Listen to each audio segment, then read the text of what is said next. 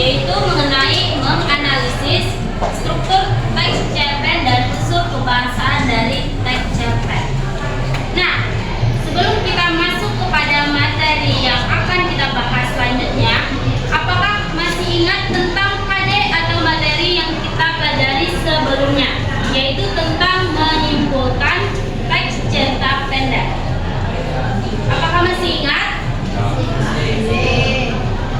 Apakah masih ingat? Nah, siapa yang bisa menyebutkan apa saja hal yang harus dilakukan dalam menyimpulkan sebuah teks cerita pendek? Siapa? Coba angkat tangan. Jadi, siapa yang tahu bagaimana cara menyimpulkan sebuah teks cerpen tersebut? Siapa? Angkat tangannya. Kan tadi bilangnya kan sudah paham mengenai apa cara-cara dalam menyimpulkan sebuah teks cerpen. Nah, sekarang Ibu tanya, bagaimana cara menyimpulkan teks cerpen tersebut? Siapa yang bisa? Silakan dijawab. Oke, silakan Akilza.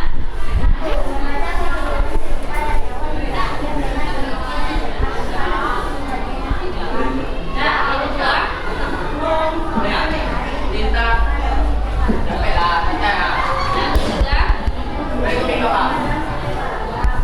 Dan yang keempat.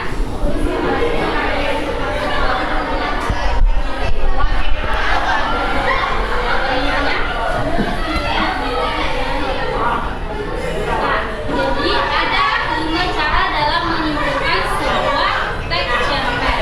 Nah, pada intinya di dalam menyimpulkan sebuah teks cerpen itu kita harus membaca terlebih dahulu cerpen tersebut dari awal, dari bagian pertama sampai akhir ending ataupun penutupan di dalam sebuah cerpen tersebut, baru kita bisa menyimpulkan sebuah cerpen.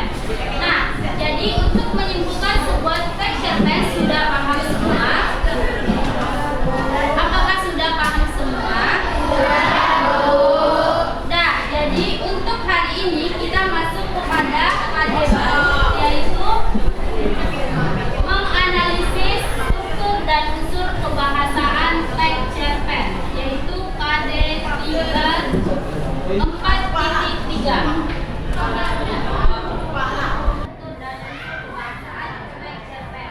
Yaitu terdapat pada KD 4.3.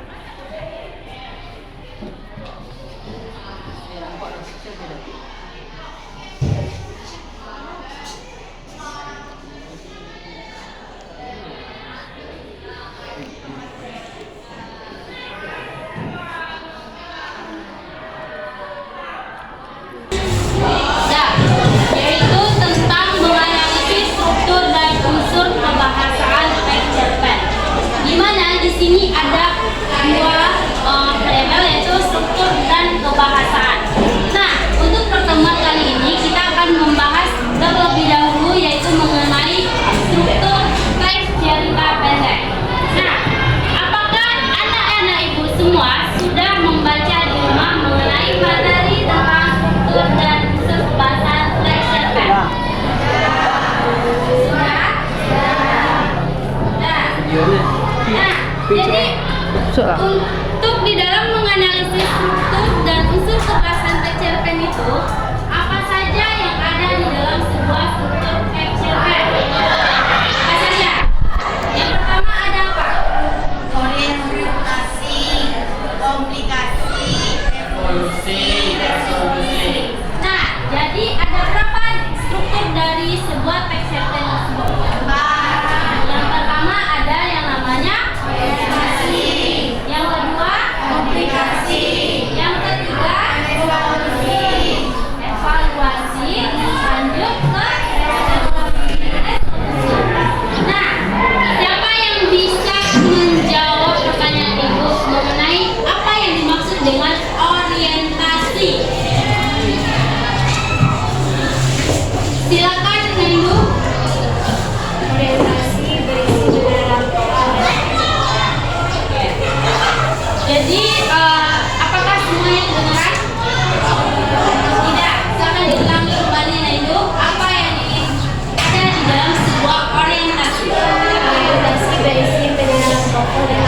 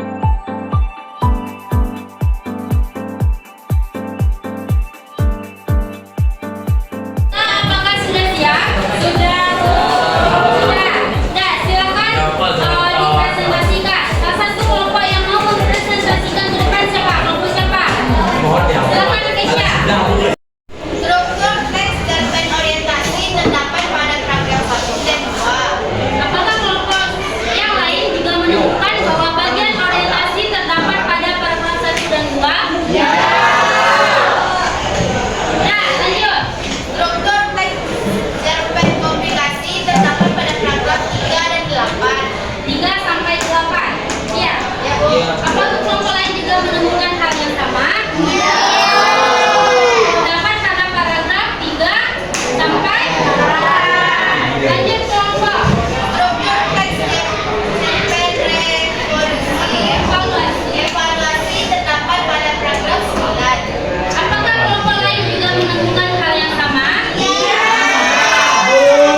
Nah, yang Struktur teks cerpen keempat resolusi terdapat pada paragraf 10. apakah kelompok lain juga menemukan pada bagian resolusi terdapat 10 pada paragraf 10? Nah, jadi otomatis semua struktur dari sebuah teks cerpen menyerupai yang disebutkan oleh kelompok 4. Benar kan? Nah, jadi di dalam menentukan sebuah teks cerpen, menentukan struktur teks cerpen, kita terlebih dahulu membaca keseluruhan, baru kita bisa menentukan sebuah struktur dari teks cerpen tersebut. Nah, di bagian orientasi yaitu bisa kita pahami bahwa di bagian orientasi terdapat pengenalan tokoh dan latar cerita. Di dalam sebuah cerpen Gunung Kidul, paragraf orientasi terdapat pada paragraf 1 dan 2. Sedangkan pada komplikasi yaitu mulainya suatu permasalahan sampai permasalahan tersebut memuncak terdapat pada paragraf 3 sampai 8. Dan pada bagian evaluasi yaitu adanya tindakan pemecahan permasalahan terdapat pada paragraf 9, dan yang keempatnya yaitu pada paragraf yaitu bagian resolusi dari struktur teks cerpen. Baiklah, mungkin mengenai struktur teks cerita pendek mungkin kita akhiri pada hari ini. Jadi dapat kita simpulkan bahwa struktur dari sebuah teks cerita pendek terbagi atas 4. Yang pertama ada yang namanya Orientasi. yang kedua Komplikasi. yang ketiga Evaluasi. yang keempatnya Resolusi. dan tadi sudah dipertegas dengan adanya pengerjaan lembar kerja peserta didik. Nah, dari bagian yang telah mengerjakan tersebut, apakah kalian memahami tentang struktur teks cerita pendek? Ya. Nah, jadi untuk hari ini Ibu simpulkan bahwa mengenai menganalisis struktur teks cerita pendek sudah bisa dipahami semua. Sudah bisa? Ya. Nah, untuk selanjutnya, untuk pertemuan selanjutnya kita akan membahas mengenai unsur kebahasaan teks cerita pendek. Nah, untuk itu silakan Ananda semua pahami di rumah mengenai apa saja unsur-unsur kebahasaan dari teks cerita pendek tersebut. Nah, nanti akan ada pertanyaan setelah pertemuan tersebut. Baiklah, sampai di sini ada